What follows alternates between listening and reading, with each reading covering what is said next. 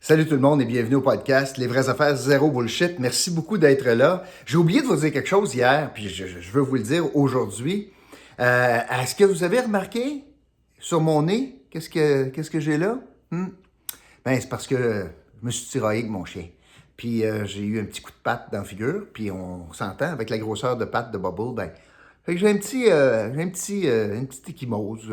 En tout cas, ça a saigné. Puis là, c'est long à cicatriser. Pardonnez-moi. Puis je pensais pas de mettre du fond de teint parce que ici, c'est les vraies affaires zéro bullshit. Fait que je cacherai pas ça certainement. J'ai eu du plaisir avec Bubble.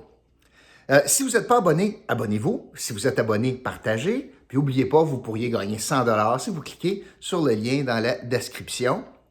Ce qui ferait bien notre affaire que vous utilisiez ce genre de lien-là, mais aussi si vous encouragez les commanditaires, les publicistes, les publicités que vous voyez, donc les commerçants qui achètent de la pub sur notre site.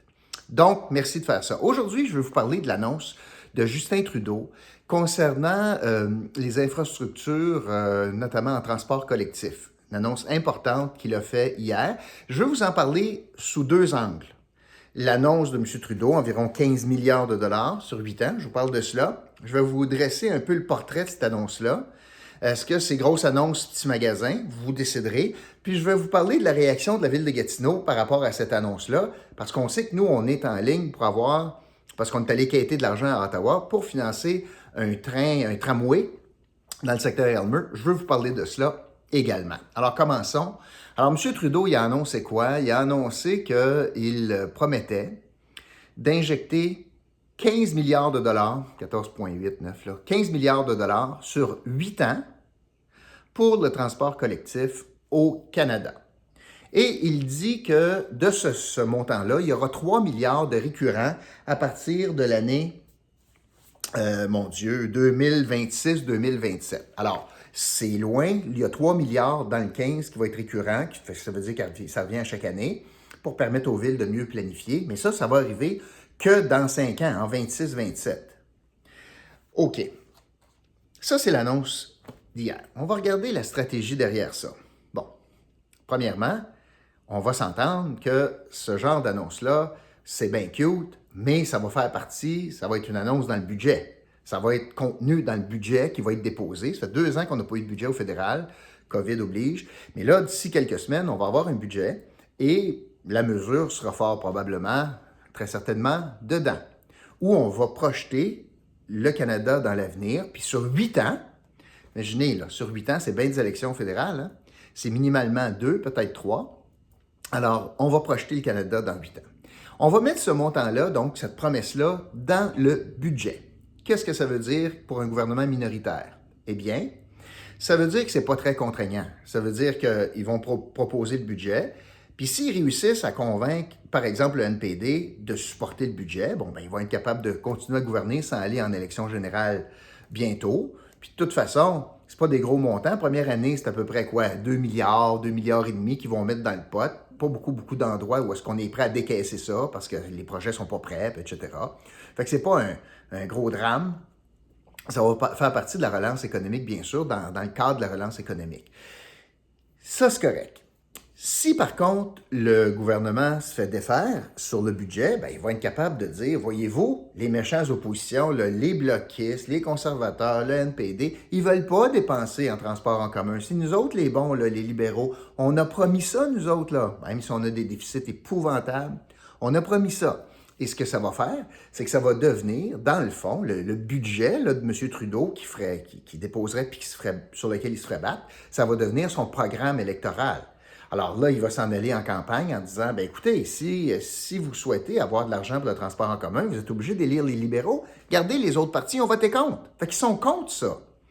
En oubliant qu'un budget, en disant pas qu'un budget, c'est un paquet d'affaires, pas juste une mesure.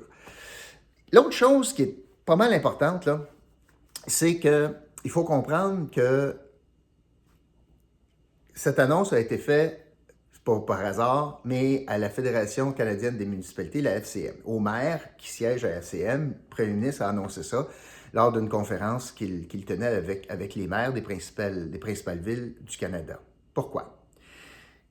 C'est le fun d'avoir des maires avec toi en campagne électorale ou c'est le fun au moins de museler des maires qui pourraient être contre toi en campagne électorale. Or, pourquoi? Mais parce qu'un maire, c'est un maire. Puis un maire, lui, il est bien content d'être capable de dire hey, moi, là, je suis allé chercher de l'argent, puis je vais avoir un beau leg, ça va être un train, ça va être ci, ça va être ça. Puis lui, il veut ça, parce que c'est pas lui qui paye. Ça, c'est le fun. Quand tu fais du gain politique, puis c'est pas toi qui taxes le monde, c'est extraordinaire en politique. Fait que les maires aiment ça, se faire garocher de l'argent pour lesquels ils sont pas obligés de taxer. Puis ils sont capables de prendre leur face, puis mettre une belle photo, hey, regardez, c'est moi qui ai fait ça, le tramway. Et ça fait en sorte que, ben, il y a du monde qui suit les maires, ça a des organisations, ça, sur le terrain, ça a des équipes. Alors, tu es en train d'ou bien amener les équipes avec toi, si tu es premier ministre ou tu es les libéraux, si tu es en train d'amener le monde vers toi, ou au moins, s'ils sont contre toi, bien, au moins, tu es garde-muet, tu es garde tranquille en campagne pour pas qu'ils jouent dans tes plates-bandes pour que, dans le fond, la promesse soit maintenue, hein? On s'entend, pour que ça soit réalisé. Donc, en campagne électorale, quand on arrive dans les campagnes électorales, vous allez voir avec des gouvernements, c'est rare que ça tienne tête à des maires puis aux villes du Canada parce que tu ne veux pas avoir paquet d'équipes électorales sur le terrain qui font campagne contre toi. Entre les élections, c'est différent. Meilleure preuve, regardez la chicane à Québec, justement sur le tramway. François Legault n'est pas en situation difficile, il est populaire dans les sondages, on n'est pas à la veille de l'élection. Qu'est-ce qu'il fait? Il tient tête au maire de Québec en disant « Ton projet, ça n'a pas de bon sens, les banlieues ne sont pas desservies, puis moi, je n'embarque pas là-dedans. » Vous allez voir pourquoi c'est important cette comparaison-là. Donc, je termine sur le fédéral. M. Trudeau, dans le fond, fait de la politique. Il prend de l'argent de Monopoly qu'il n'a pas. Il projette ça sur 3 élections futures. Il met ça sur 8 ans. Le gros du montant va arriver dans 5 ans. Puis ça représente que, dans le fond, c'est le fun de gonfler les chiffres, mais c'est parce que tu additionnes les années. Ça représente que 2 milliards de dollars partout au Canada. En passant, est-ce que c'est beaucoup d'argent? 2 milliards de dollars partout au Canada pour des projets de transport en commun? La réponse c'est ben non. Pourquoi? Juste le projet de Gatineau. Juste le petit projet de Gatineau. S'il va de l'avant avec le tunnel par Voidon, ça serait 2 milliards de dollars qu'on demanderait au fédéral quand on ferait ce projet-là, à peu près. Fait qu'à peu près toute l'enveloppe fédérale irait pour Gatineau dans une année. Fait qu'imaginez là, toutes les autres villes, les grandes villes, les vraies grandes villes, que ce soit Vancouver, que ce soit Toronto, que ce soit Montréal, ou que ce soit Calgary, bon, etc. Alors, c'est pas beaucoup. Ça a l'air des gros chiffres, mais c'est pas beaucoup parce que c'est des projets qui coûtent très, très cher. Donc, la stratégie de M. Trudeau, c'est de garocher ce ballon-là, lancer un ballon d'essai avec le budget. Si ça pogne, c'est super. De toute façon, il met toute sa carte de crédit, puis il va avoir acheté à paix les maires. Puis si ça pogne pas, puis il ne passe pas son budget, bien, il va être capable de faire de la petite politique en campagne électorale en disant « Voyez-vous, moi, je voulais les aider, les villes. Mes conservateurs ont voté contre, le Bloc a voté contre, etc., etc. » Puis il va avoir un peu attaché les maires pour la campagne électorale. Il n'est pas fou. Il n'est pas fou. Il y a du monde smart autour de M. Trudeau. C'est comme ça qu'on fait de la politique au Canada. Maintenant, l'autre volet de cela, je vous en parlais il y a une seconde, j'en reviens pas, moi, qu'on joue dans un film, là, c'est Alice au pays des merveilles, c'est les lunettes roses.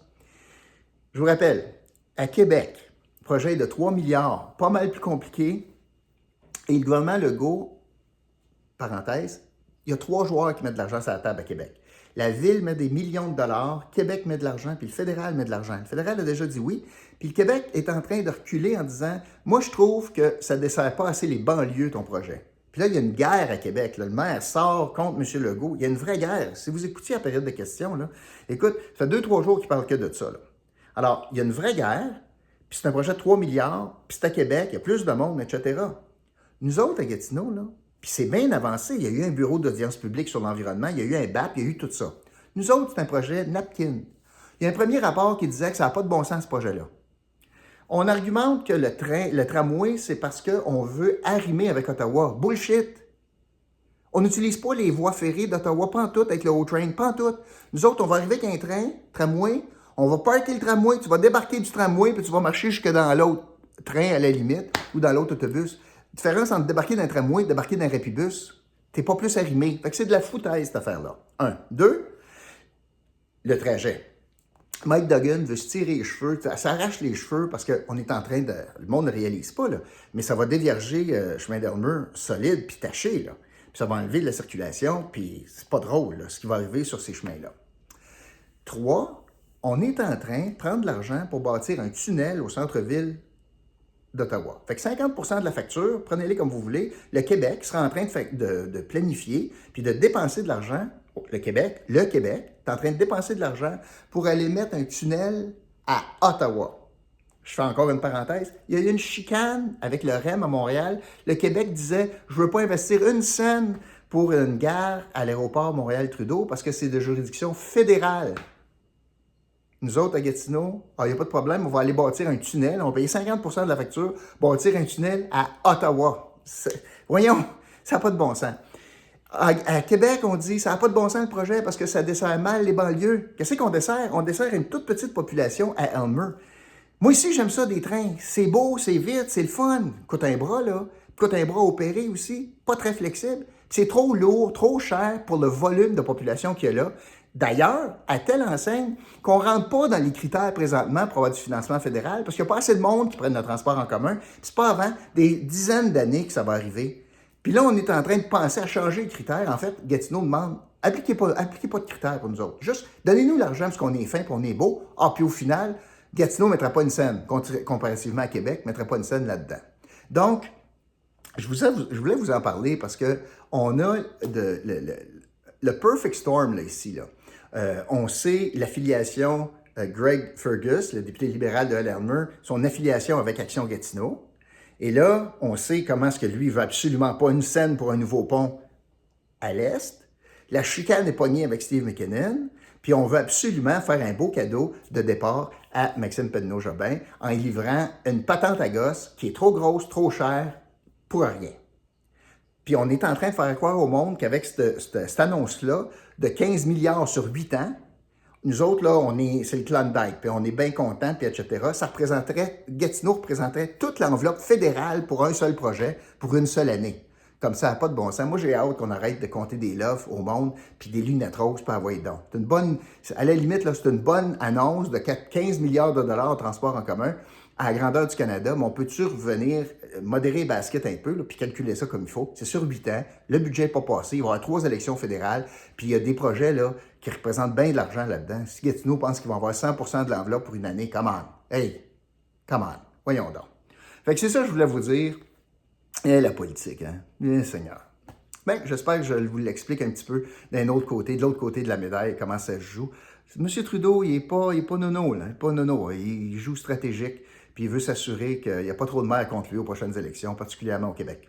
Voilà, c'est ce que je voulais vous dire aujourd'hui. Merci d'avoir été là. N'oubliez pas, mais c'est pas fait que ça a écrit une volée, là. Je me suis chicané avec Bobo. Ben, pas chicané, j'ai joué avec Bobo, puis il a gagné. Je vous retrouve demain pour un autre podcast. Les vraies affaires, zéro bullshit. OK, salut.